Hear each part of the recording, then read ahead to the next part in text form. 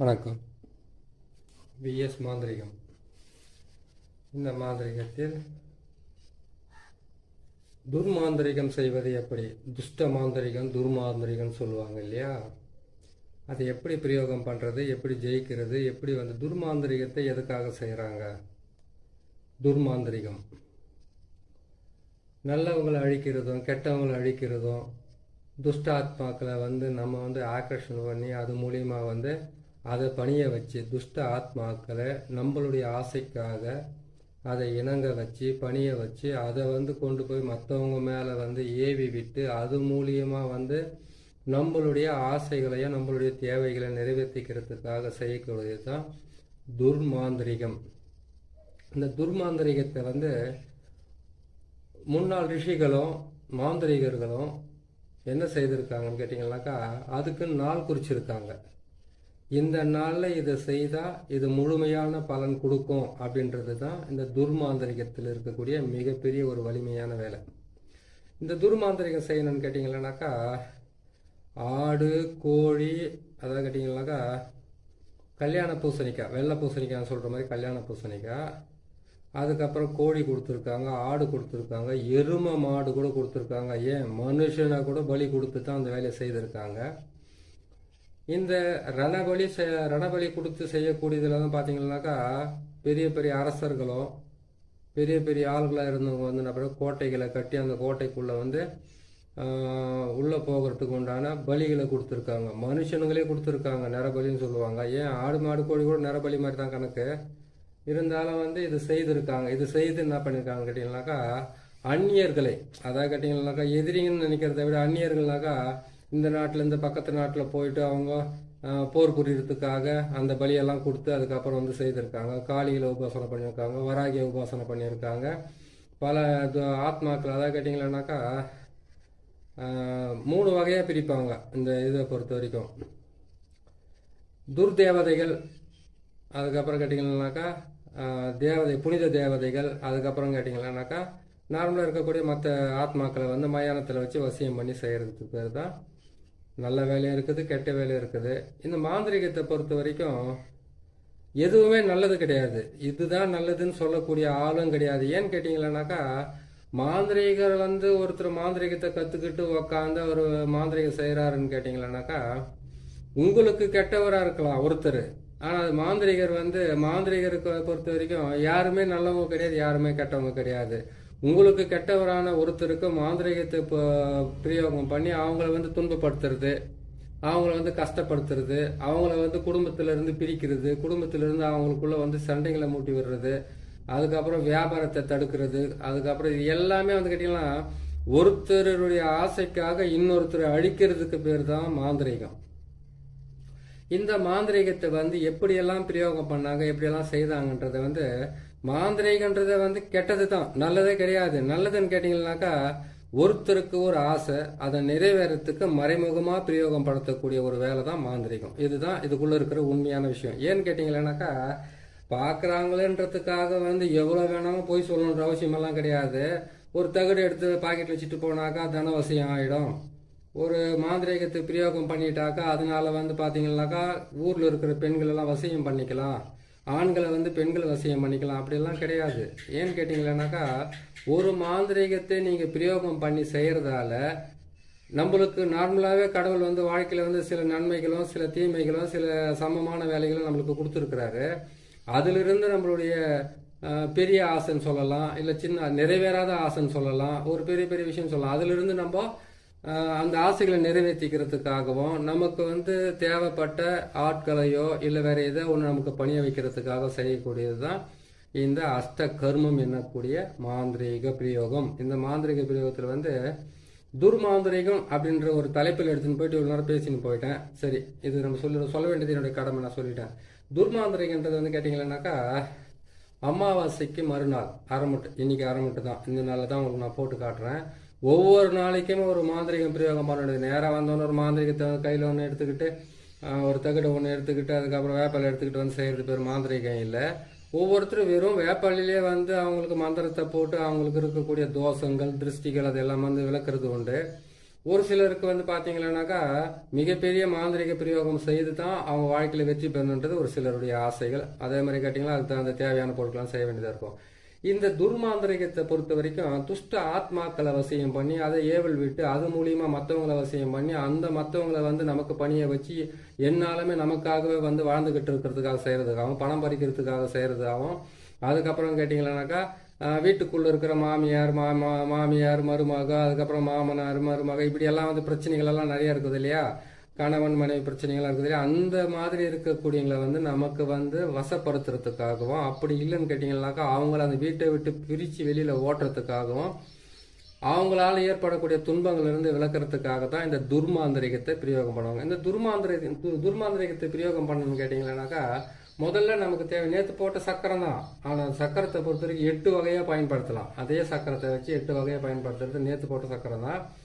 இதில் வந்து பார்த்தீங்கன்னாக்கா ஒரு வித்தியாசம் என்னன்னு கேட்டிங்கன்னாக்கா இதில் வந்து 9 முட்டையை வைக்க வேண்டியதாக இருக்கும். 9 முட்டையை வச்சு ஒரு மண் பாத்திரத்தை வாங்கிட்டு வந்து அதில் வந்து கேட்டிங்கன்னாக்கா நம்ம அஸ்த கர்மத்துக்கு வந்து முக்கியமாக தேவை வந்து கேட்டிங்கன்னாக்கா ருத்ரபூமி விபூதின்னு சொல்லுவாங்க. அது ருத்ரபூமி விபூதின்னு சொல்கிறது வந்து கேட்டிங்கன்னாக்கா மயான சாம்பல். வெறும் மயான சாம்பலில் வந்து பன்னியோட ரத்தத்தை கலந்து போட்டு அதுக்கு தேவையான பொருட்களை வச்சாலுமே போதும், ஆட்டோமேட்டிக்காக ஒரு குடும்பத்தை விட்டு ஓடுவாங்க, வீடை காலி பண்ணி போடுவாங்க. அது எப்பேற்பட்ட இடமா இருந்தாலும் காலி பண்ணி விட்டுடலாம். அவ்வளோ கஷ்டமாக வேலை செய்யும். அதையெல்லாம் அவங்களுக்கு பொறுமையாகவும் ஒவ்வொன்றா போட்டுக்கிட்டு வராங்க. 100கணக்கான ஆயிரக்கணக்கான மாந்திரிக பிரயோக ரகசியங்கள்லாம் இருக்குது. ஒவ்வொன்றா சொல்லிக்கிட்டு வரேன்.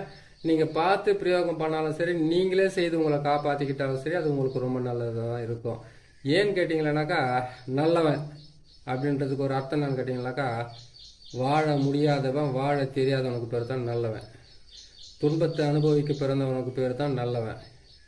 ஒரு நல்லவனாக வாழ்ந்து இந்த பூமியில் படுற சிரமம் சித்திரவதையும் இருக்குது பாருங்க, சாதாரணமாக இருக்காது. அது கெட்டவங்க மட்டும் நல்லா வாழ்ந்துருவாங்கனாக்கா அவங்க கெட்டவங்க இல்லை, வாழ தெரிஞ்சவங்களுக்கு பேர் தான் கெட்டவங்க. அதான் கேட்டிங்கனாக்கா கெட்டதையாவது செய்து வாழணும்னு நினைக்கிறாங்க பாருங்க, அவங்க தான் பார்த்தீங்களா அந்த பூமியில் வாழ தகுதியானவங்க. நல்லவங்ககிட்ட என்ன கேட்டிங்கனாக்கா ஒருத்தர் சண்டைக்கு போக மாட்டாங்க, ஒரு பிரச்சனைக்கு போக மாட்டாங்க.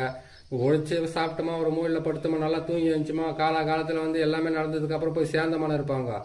கெட்டவங்க வந்து வாழ தெரிஞ்சவங்க, வாழறதுக்காக ஆசைப்படுறாங்க. அந்த ஆசைகள் மூலியமா அவங்க செய்யக்கூடிய சின்ன சின்ன தவறுகளால அவங்க கெட்டவங்களா நம்ம கண்ணுக்கு தெரிறாங்க. இதுல வந்து யாரும் வேறுபட்டு யாரும் வேறுபடுத்தி பேசணுன்ற அவசியமே கிடையாது. நம்மளுக்கு கரெக்டாக செய்யறோமா, செய்து முடிச்சுமா, அவங்கள பொறுத்த வரைக்கும் வாழத்துக்கு தெரிஞ்சவங்க, இவங்களை பொறுத்த வாழ தெரியாது. இது 2 மட்டும் தான் நம்ம தெரிஞ்சுக்கணும். சரிங்களா? சரி, நம்ம இந்த தலைப்புக்கு வரலாம். இப்போ இந்த துர்மாந்திரிகத்தை பிரயோகம் பண்றதுக்கு உண்டான வழினா 9 முட்டை, 6 தேங்காய், 8 எலுமிச்சம்பழம் இதுக்கு தேவை. 8 எலுமிச்சம்பழத்தை வச்சு 9 முட்டையை வச்சு 6 தேங்காயை வச்சு என்ன செய்யறது, இது செஞ்சோம்னாக்கா இது மாதிரி துர்மாந்திரிகத்தில் வந்து என்னென்ன பலன் இருக்குது. துர்மாந்திரிகத்தை பொறுத்த வரைக்கும் தீராத பகை, கண் திருஷ்டி, ஓம்பல், எதிரிகளோட தாக்கம், குடும்பத்தில் வந்து அடிக்கடிக்கு வந்து ஒவ்வொரு நாளுமே வந்து மாந்திரிக பிரயோகம் பண்ணி உங்களை கெடுக்கிறவங்க, உங்களை தடுக்கிறவங்க, உங்கள் தொழிலை தடுக்கிறவங்க, உங்கள் குடும்பத்தை வந்து சீரழிக்கிறதுக்காகவும் சீர்குலைக்கிறதுக்காகவும் அலையிறவங்களுக்கு வந்து தண்டனை கொடுக்கறதுக்கு தான் இந்த துர்மாந்திரிகத்தை பிரயோகம் பண்ணணும். இந்த துர்மாந்திரிகத்தை பிரயோகம் பண்ணுறதுக்கு நேற்று போட்ட சக்கரத்திலே வந்து 8 வகையாக செய்யலாம்னு சொல்லியிருக்கேன்.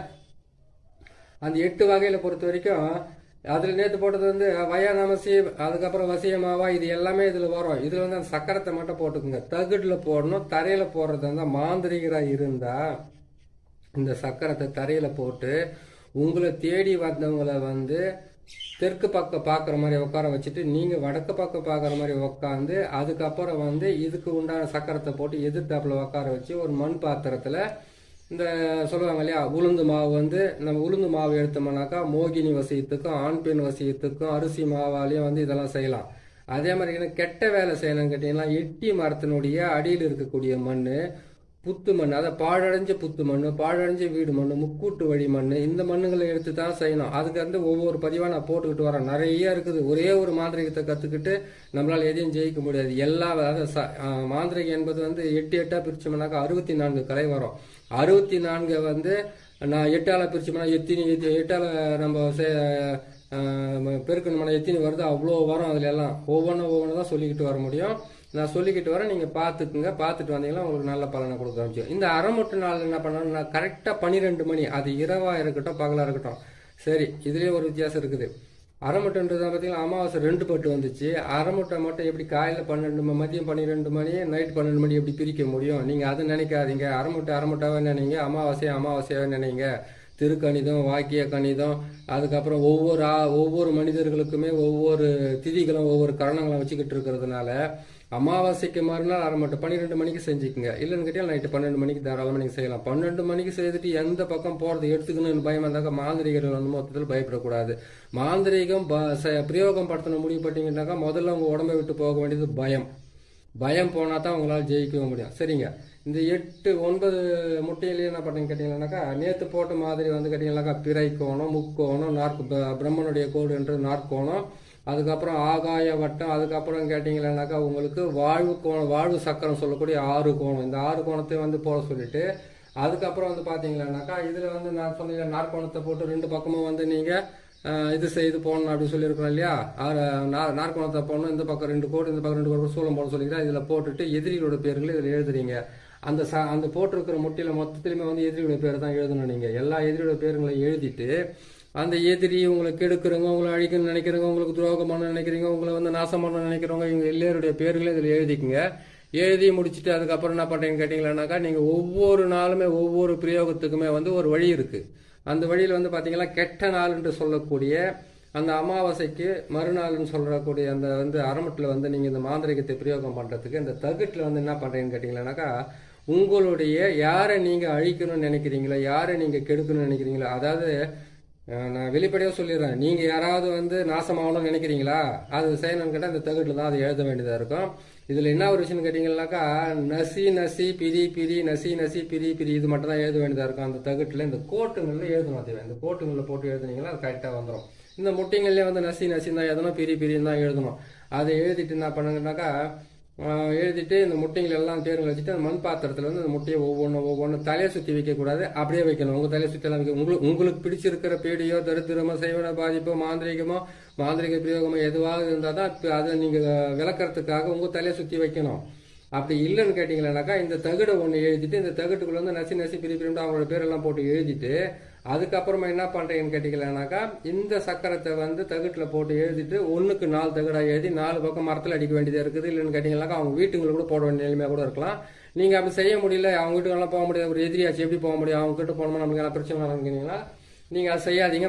எட்டி மரத்துலேயே, அதுக்கப்புறம் எட்டி மரத்தில் அடிக்கலாம், அதுக்கப்புறம் அரளி செடியில் அடிக்கலாம், கசப்பான மரத்தில் அடிக்கலாம், வேப்ப மரத்தில் அடிக்காதீங்க. ஏன்னு கேட்டிங்கனாக்கா, மகாமாயி இருக்கிறது மாரியம்மன் இருக்கிற இடத்துல போய் நீங்கள் அடிச்சுட்டு வந்தீங்கன்னாக்கா அவங்கள தான் போய் தரநாசம் பண்ணி உக்காந்துப்பாங்க. அதை நீங்கள் செய்யக்கூடாது அந்த வேலைங்களவே. இதை செய்து முடிச்சுட்டு அவங்க பேருங்களை எழுதிட்டு என்ன பண்ணுறீங்கன்னு கேட்டிங்கனாக்கா, நல்ல கற்பூரத்தை வந்து ஒரு 100 கற்பூரம், 108 கற்பூரம், ஒரு 5 பேக்கெட் வந்து வெள்ளை கற்பூரமாக வாங்கிக்கோங்க, சூடம். அதை வாங்கி என்ன செய்கிறீங்கன்னு கேட்டிங்களானாக்கா, இந்த இதிலே போட்டுட்டு என்ன பண்ணீங்கன்னா அவங்களோட பேரை போட்டீங்க. இதோடு சேர்த்து வெண்கடுகும் சேர்த்து போட்டுக்குங்க, சாம்பிராணியும் சேர்த்து போட்டுக்குங்க. சேர்த்து போட்டுட்டு இந்த எலுமிச்சை மரத்துலலாம் அவங்க பேரை எழுதிட்டு 4 திசைன்னு சொல்லுவாங்களே, கிழக்கு, மேற்கு, வடக்கு, தெற்கு, இந்த 4 திசையிலுமே வந்து இது என்ன பண்ணுங்க, எலுமிச்சம்பழத்தை வந்து 4 திசையில நசுக்குறீங்க. இந்த சக்கரத்தை போட்டால் கூட அங்கேயே நசிக்கணும்.